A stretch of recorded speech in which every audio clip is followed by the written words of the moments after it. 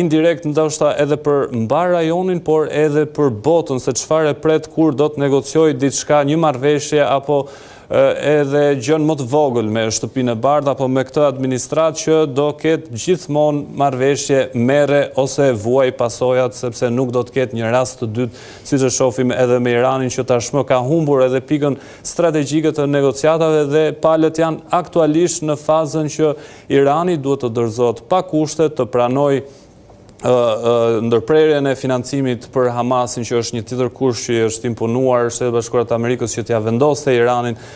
nga ana e Izraelit, që është pikërisht Izraeli që e futi në këtë ekuacion edhe Shtetet Bashkuara të Amerikës duke kërkuar që të ndërhynte ushtarakisht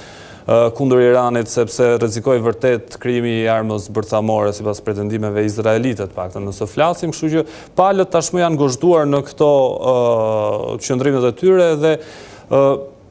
fjala më e fundit që na vjen nga Irani është nga presidenti Pezeshkian, i cili ka mbajtur edhe një tubim të kërkuar, të paktën sipas autoriteteve iraniane, nga vetë populli dhe kanë kërkuar hakmarrje, i vetmi slogan apo brohoritje që kanë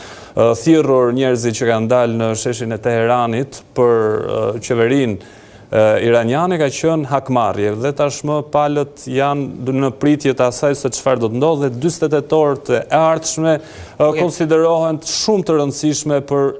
rrjedhën që do të marrë ky konflikt, nëse do të shuhet apo do të marrë ndoshta edhe një përmas më të madhe, sepse reagimi amerikan është premtuar ose është kërcënuar nga vetë presidenti Trump që do të jetë edhe më i ashpër nga ajo çfarë pam. Do shkoj në një lidhje të drejtë për drejtë me kolegu në Moskë, Misha Puma. Zoti Puma, mirëmbrëma. Faleminderit që na e bashkuar sërish në Off the Record. Është kënaqësi. I nderuar, çfarë mesazhi ka dhënë operacioni i Shteteve të Bashkuara Moskës mbrëmjen e djeshme? Ky sulm padyshim pritej nga Kremlini zyrtar, më sa duket. Ka dhe insajde që kanë konfirmuar që biles Kremlini ka qenë informuar një ditë përpara se të bëjë sulmi, pra Shtetet e Bashkuara e kanë informuar Kremlinin. Dhe kuptohet që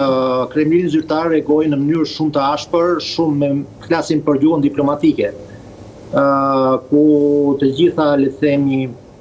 ato inkursionet diplomatike ju dhanë Ministrisë së Jashtme, që doli me deklarata kundër goditjes për të nënvizoj rrezikun të paqes mbarabotërore, dënoi kuptohet sulmin amerikan etj. etj. Nga ana tjetër një diçka për të vënë re, sepse këto janë domethënë ato zyrtarë që ju mund t'i dini edhe vetë, por një diçka interesante që për shembull presidenti Putin sot ka bërë disa dalje zyrtare, me që është një datë e kopshme për historinë e Rusisë, pikërisht në 22 qershor të 41-shit Gjermania naziste sulmoi Bashkimin Sovjetik dhe mbas kësaj lufte ranë mbi 27 milion qytetarë sovjetik, prandaj është një ditë e zezë për historinë sovjetike dhe ruse. Prandaj dhe ai deklaroi dhe foli për këtë situatë, domethënë, por nuk i përmendi fare as Iranin, as Trumpin, as sulmin, as gjë, domethënë. Sulmet e Shteteve të Bashkuara i mendoni si mundësi për Putinin apo si goditje për Putinin? Nuk besoj që kjo ka qenë një goditje për Putinin. Nuk do të habiteshin sikur ata të kishin bërë një ujtim. A mund të jenë mundësi? Për shkak të asaj që po ndodh në Ukrainë? Mund të jenë lëshime dhe tolerime si të njërës palë ashtu dhe anës tjetër. Le të kujtojmë që një pjesë e, le të themi, armëve kundërajrore janë tërhequr nga fronti i Ukrainës dhe janë çuar në drejtim të Izraelit, pak kohë përpara se të plaste kjo luftë. Pra ka dhe hamendje të tilla që mund të bëjnë të mendosh që ata janë mbi situatën dhe kanë diçka ndjeni më tepër se neve që flasim. Po pse ministri i jashtëm iranian erdhi me urgjencë në Moskë? Çfarë kërkon nga Kremlini? Ministri i jashtëm iranian nesër do të takohet me Putinin ashtu siç konfirmoi vetë,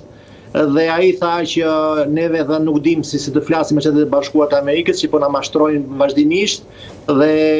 ne presim nga dy, le të themi, lojtar kryesor të Këshillit të Sigurimit të OKB-s, që ata të mbrojnë kauzën tonë në OKB. Fjala ishte për Rusinë dhe për Kinën, dhe ai me sa duket do të koordinoj veprimet ndoshta edhe të qeverisë së Teheranit me Kinën dhe Rusinë. Nga ana tjetër, ky është një shans tjetër që Putini mund t'i ofrojë Trumpit për të bindur Teheranin për të ulur në tryezën e bisedimeve, pasi në qoftë se Teherani zyrtar do të kishte edhe le të themi akoma një çik